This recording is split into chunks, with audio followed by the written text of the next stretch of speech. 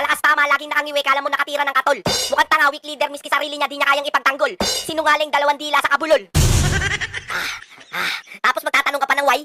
Iisa-isahin ko sa'yo ha. Sa panahon ni Bobong na to, yung sobrang pondo ng PhilHealth na halos 90 billion, pinapakailaman. Imbis na ilaan sa proyektong pangkalusugan, ilalaan daw sa proyektong di mo alam. Para daw sa infrastructure.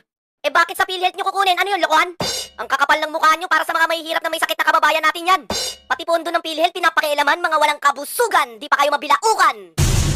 Ang laki pa ng bayarin, bakit siya ilalaan sa infrastructure? Bakit sa PhilHealth kukunin?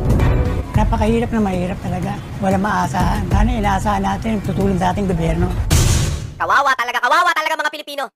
Tapos yung contribution ng PhilHealth, in-increase pa ng 5% ng mga damuho. Kada buwan nagbabayad yung premium member ng 500 pesos na kinakaltas kada sweldo. Trabaho ka na trabaho, kaltas sila ng kaltas, ang baba pa na sweldo. By 2025, dapat po na i-increase natin to 5%. Sira ulo, paano yung sweldo? Kung mag-i-increase kayo sa contribution, mag-increase din kayo sa sweldo, saka sa benepisyo. Increase kayo ng increase, ang baba na sweldo, at taas pa ng bilihin, kakarampot na lang matitira sa mga nagtatrabaho. Tapos sasabihin nyo, mahal nyo yung Pilipino? Ang mahal nyo lang yung bulsa nyo. Ang mayaman pagka nagkasakit, dadalhin sa ibang bansa. Ang mahirap pagka nagkasakit, dadalhin ka lang sa kama. Bahala ka kung mabuhay ka pa. Sa presyo pa lang ng bill ng ospital, matutuluyan ka na. Imbis na tulong yung ibigay, perwisyo. Imbis na mahihirap, putek, mga buhaya yung mga nagbibenepisyo. Nakikiusap ako sa inyo, President Bongbong Marcos, Secretary Recto. Tigilan niyo na yung pagta-transfer ng pondo. Gawin niyo po yung dapat para sa bayan. Oo nga naman, tigilan nyo na yung pagta-transfer ng pondo ng PhilHealth, Bobong sa Recto. Teka, Recto? Ba't nandito to? Binoto ba natin to? Sinong demonyong alagad ni Taning ang nagpasok dito? Pati sa pondo ng PhilHealth, nangingialam to? Hoy, pakialamero, nasaan na yung pondo?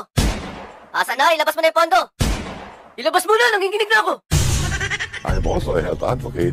It just so happens I'm the Secretary of Finance at may utos ang Kongreso dito.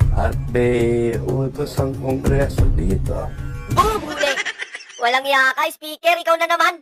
Ang sabi niya, may utos daw ang Kongreso. Paano ba yan? Basta usapan talaga pondo. Lagi ka na lang may kinalaman. Tanga na lang talaga, tanga na lang talaga ang boboto dyan.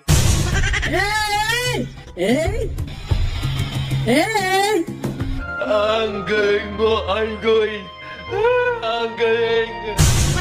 Ang galing mo talaga, Budoy. Kung ano man yan sinesenyas mo, ikaw lang ang nakakaintindi. Pagdating talaga sa pondo, putragis wala na kaming masabi. Kung gaano kalaki yung pondo, yung bulsa mo, ganun din kalaki.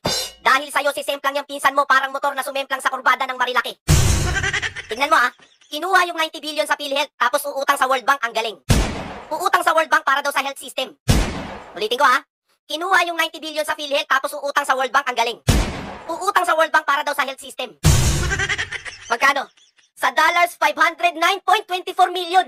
Kung sa peso naman, 28.7 billion. Kung uutang din kayo ng 28.7 billion, bakit kinuha nyo sa PhilHealth yung 90 billion? Ngayon lang nangyari yan sa ating bansa. Talagang ngayon lang nangyari yan sa ating bansa. Yung ekstrang pondo ng PhilHealth, saan na napunta? Tanong mo, baka diretso sa bulsa. Sa sobrang galing ni Speaker sa pondo, binigyan mo yata ng agimat. Basta usapan pondo, mabilis pa sa kidlat. Hindi na naawa sa may mga sakit, yung pondo mukhang ginangster pa. Hindi na nabusog sa 90 billion, umutang pa. Kinuha yung ekstrang pondo sa PhilHealth, yung magbabayad ng utang tayo pa. Imbis na wala kang sakit, putek, magkakasakit ka.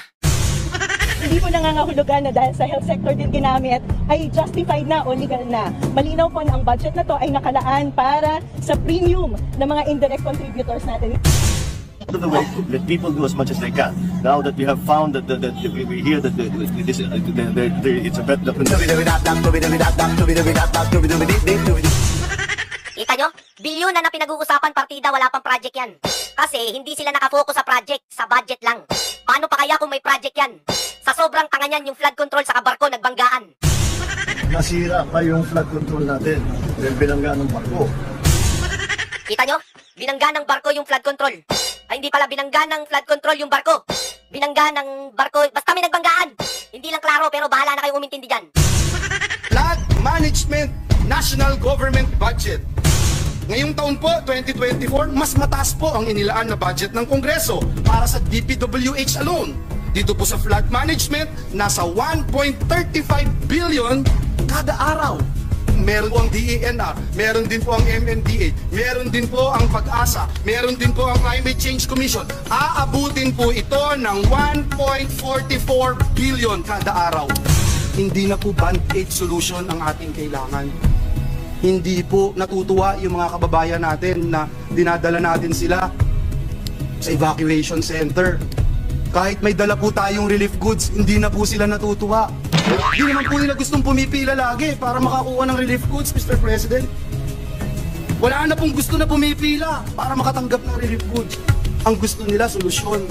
Hanggat wala po tayong klarong solusyon o master plan, mananatili po itong unli baha. Pero hindi po unli ang resilience ng ating mga kababayan. Hindi po unli ang ating pondo. Hindi po unli ang buhay ng ating mga kababayan.